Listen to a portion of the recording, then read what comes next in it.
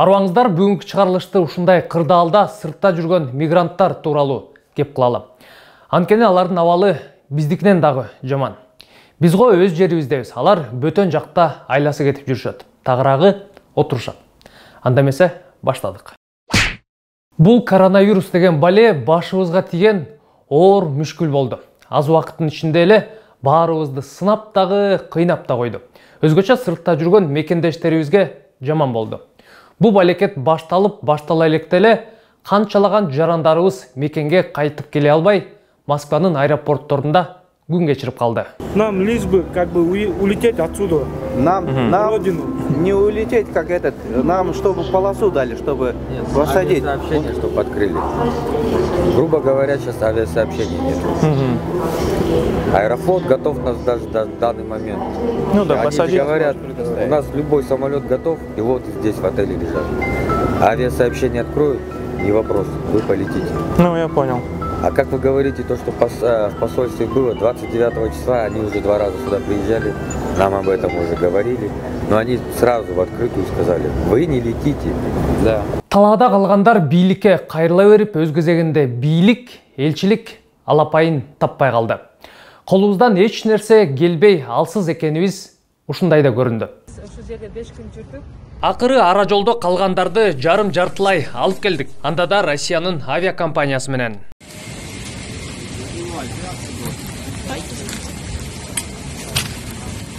Учакка батпай ары эмес же бери эмес болуп калып калгандар ошол бойдон ошол жакта. Расмийлерибиз хостел ар жак бер жакка жайгаштырдык дешти. Качанкыга чейин белгисиз. Биз бул жакта жатып алып ызы чуу болуп атабыз. Элестеткиле, бөтөн жерде иши жок, баш калкалоочу жери жок, тамак ичейин десе акчасы жок калгандарды. Анан өз үйүбүздө жатып алып наалыйбыз.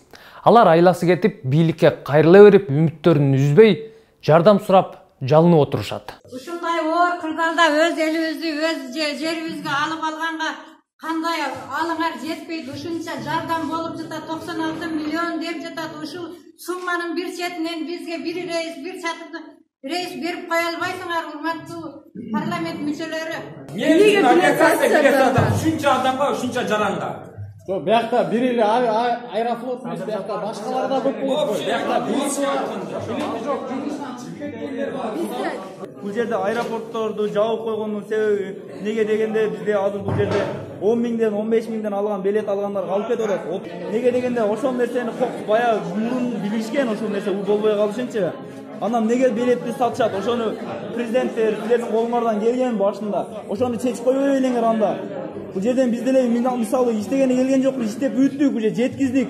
Мамлекетке болушунча жардамыбызды, салымыбызды коштук колубуздан келишинче. Биз кетишибиз керек. Өлсөк дагы, тирилсек дагы өзүбүздүн үйүбүздө, өзүбүздүн жерибизде, өзүбүздүн ата-эне, бала чакабыз, тууган уруктарыбыздын жаныбызда болсок болду бизге. Азыркы күнгө чейин аэропорттордо жашап жаткандар дагы деле бар. Шереметьев аэропортунда күн кечирип жаткандар кайрылууларды арт-артынан жазып жөнөтүп атышат. Мынакей туугандар ушинтип жүрөбүз. Мынакей ушунча адам көппүз. Ишенмегендер болсо ушу Шереметьеванын ичинде эле жүрөбүз, айланып эле. Каяка бар десе ошоко барып. Көрүп атасыздар.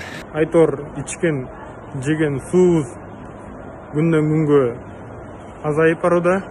Бизди алып кетишиңерди суранабыз. Биз бул жерден өтө кыйналдык.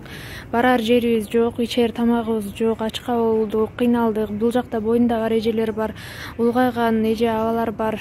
Бети чогулган элдин жарымы башка зала зданияда чогулгандай көп талпа болгула деп экиге бөлгөн элди. Бул Москвада жаткандар эле. Башка шаарларында Кыргызстанга келе албай, эки көзү төрт болуп тургандар канча. Бийликке үнүбүз жетпей жатат деп бизге жардам бергиле деп Россиянын ар кайсы жерлеринен кайрылуулар болуп жатат. Оренбург облусунда Россия менен Казакстандын чек арасында 16 марттан бери 200-гө жакын жердешибиз өтө албай машиналарда жатып күн кечиришүүдө. Алейкум, Сооронбай Шарипович, биздин президентибиз, мына өкмөттө иштеп аткандар, мына министрлер, силерден суранчы, мына жерде элдер ачка калышты, жамгырда ар жерде жатышат. Оренбургской областан мына кабар келип атат, 100 адамды гостиницага жаткырдык дейт. Каякта 100 адамды гостиницага жаткырат бул жерде? Эч кандай 100 адам гостиницага жаткан жок. Машинасына жатышат. Мына биз ушинтип машинада жатабыз. Эч ким мына гостиница эчтеке берген жок. Гостиница берген жок. Мына үчөө уже машинадан уже күн сууктай баштады аябай эле мына. Мына ишенбесеңер карагыла деген төшөктө жатат. Курткалар деп жамынып куртка кийип алып жатабыз мына. Ассаламу алейкум.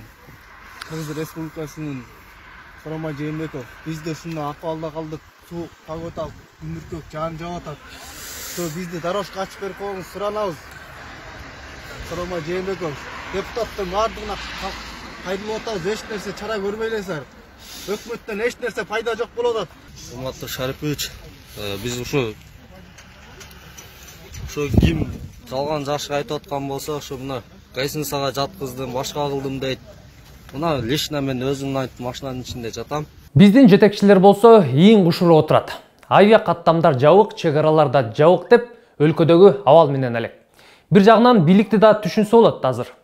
Алапайын таппай отурат. Бирок 2 күн мурун Екатеринбург шаарынан чартердик учак учуп келди. Болгону 17 жүргүнчүсү менен. Анын ичинде Атамбаевди кармоо учурунда жарадар болгон Чүй облусунун ички иштер башкы башкармалыгынын башчысы да бар. Анан жөнөкөй эле суроо туулат. Албетте сүйлөшүүлөр аркы берки тоскоолдуктар болсо керек, бирок башка жарандарыбызды дагы ала келсе болбойт беле деген. Элчилик ушундайда иштеп коюп, баланчанчы күнү атайы борт учкан атат, баланча орун бар деп кулактандыруу кылып, же дагы бир нерсе кылып.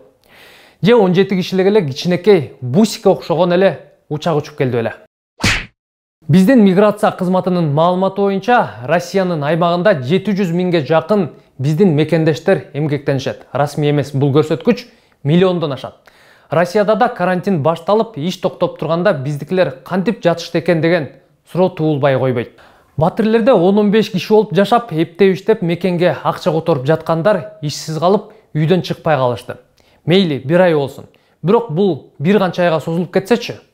Батир бергендер чыккыла дей баштайт. Чыгып алып Кыргызстанга кетели десе чек ара жабык. Курсак тойгузалы десе тыйыны жок. Анан жүздөгөн мекендештерибиз сел саяк болуп кетүү коркунучунда турат. Элестетип атасыңарбы? Миллион кыргызстандык болуп, ошонун 10% эле 100 миң киши көчөдө калса эмне болот? Бул өтө коркунучтуу. Баландар күйүп кетти. Бүттү беле, чачып бүттү, мен иштеге калбады. Ай, ялкын. Балам күйүп жатат мында, көрдүңөрбү?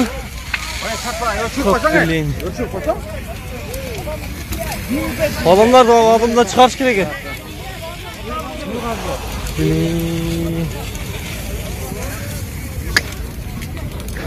Москванын четинде коронавирус менен ооругандар үчүн оорукананын курулушунда иштеген кыргызстандыктар жаткан чатыр өрттөнүп, бир бала каза болгон.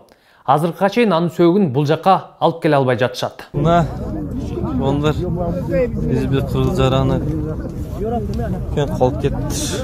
Азыр көрдүк, кыйкырып бакырып аткан, үпөйт этпей калды да бирок.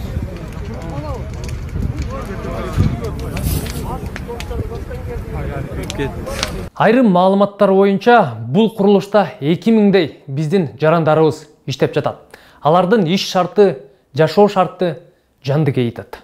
Мынакей урматтуу туугандарым, могу жерде биздин кыргыздар эмгектенип атышыптыр.